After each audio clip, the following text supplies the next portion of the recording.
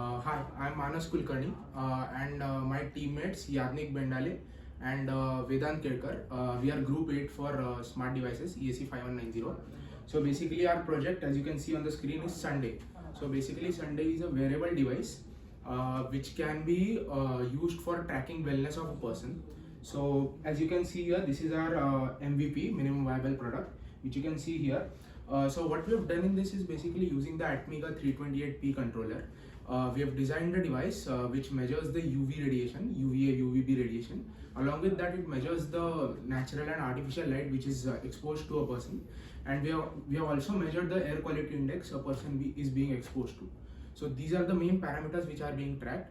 Along with this, we have added an audio-based alert system using a buzzer, and we have kept a push button for changing the pages of the screen which we have interfaced. So the screen basically shows the historical data of what the air quality index and other parameters which the person is being exposed to. Those are displayed on the TFT LCD screen.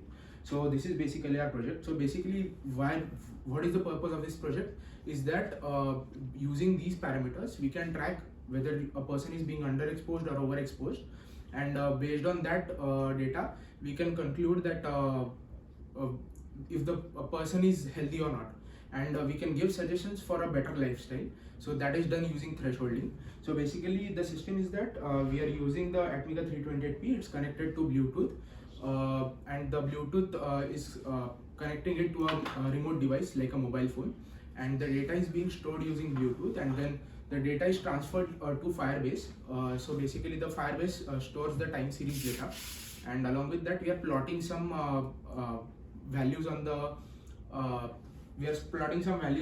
application itself. The application is developed using Flutter, and using all this data, the user can see the phone and he can get some useful inferences, like you have to be in the sunlight for 3 to 5 hours tomorrow, and such data is collected on the application. So yeah, now my teammate Vedant will explain a bit ahead. So yeah. Hello, my name is Vedant. So I'll let you into the internal circuitry of our internal hardware of our project. So this is our microcontroller. We are using Atmega 328 Arduino Uno. Then this is a Bluetooth device. Then this is our GUVA S12 sensor. So this basically measures your UVA and UVB radiations. This is our RGB sensor, that is ESE5190. This is our gas sensor, that is ENS160. This is a TFT display. This is a buzzer, and this is a push button. So basically using the push button I can transfer from different functions. So for my TFT display there are total 3 displays. One is AQI, so right now I am on the AQI thing. When I press it once, I go to the natural light versus artificial light plot. So basically this plots the percentage of natural light versus the percentage of the artificial light that the person has been exposed to. And the next is the UV radiation. So right now, because we are indoors, you can see that the UV is 0. When you go outdoors, it might increase to 1, 2, 3, whatever the UV in real time is.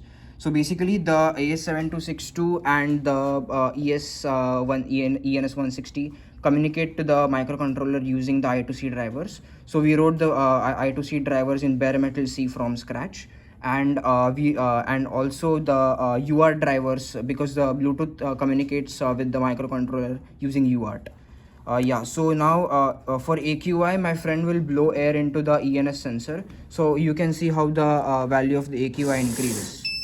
So yeah, the value of the AQI increased, and it crossed the threshold of 3.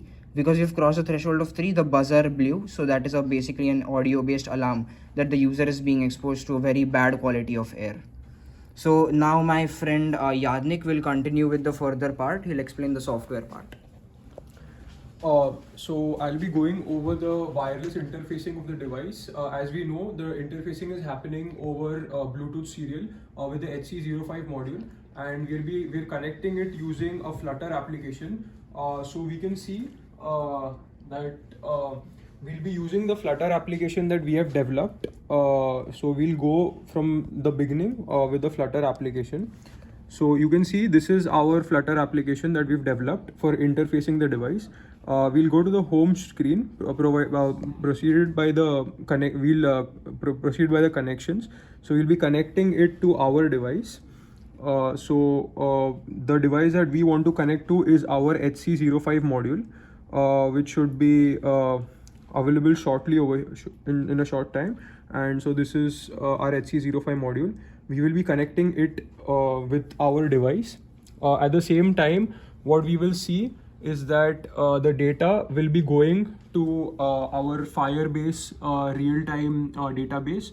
So as you can see, these are the strings of the data, the different parameters that is going to the cloud. So it is AQI, the UV index. So basically, if someone is in artificial light or natural light, and the respective timestamp.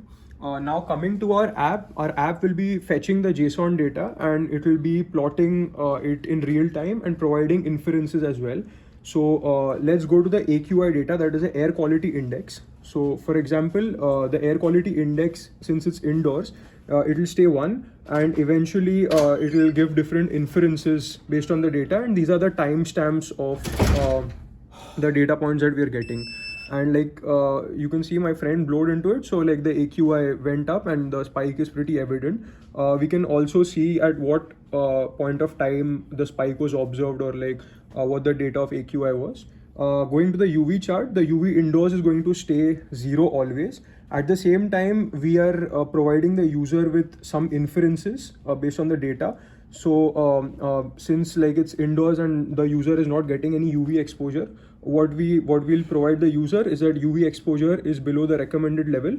Consider spending time in the afternoon from 2 p.m. to 3 p.m. This time is generally based on the data of the day when the UV index will be relatively higher and the user can get maximum UV index. And coming to our last chart, it will be the light exposure. So since we're having a look at the device in an indoor environment, so 100% of the light will be artificial, and we'll provide the user with some inference about what an ideal light exposure should be. So it should be probably 15% of your day you must spend in natural light setting, and 85 in artificial light is fine.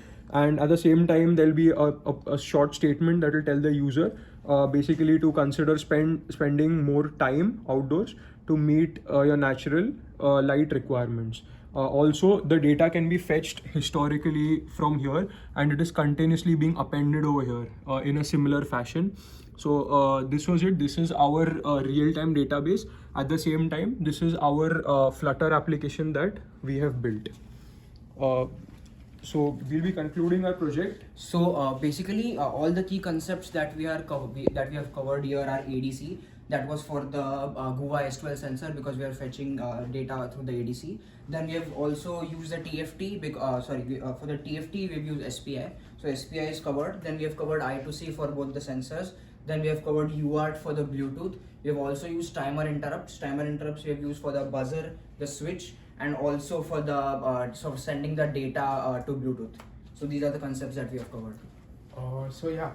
Finally, we have integrated all the sensors and the Atmica 328P on the perf board, and we have made an enclosure.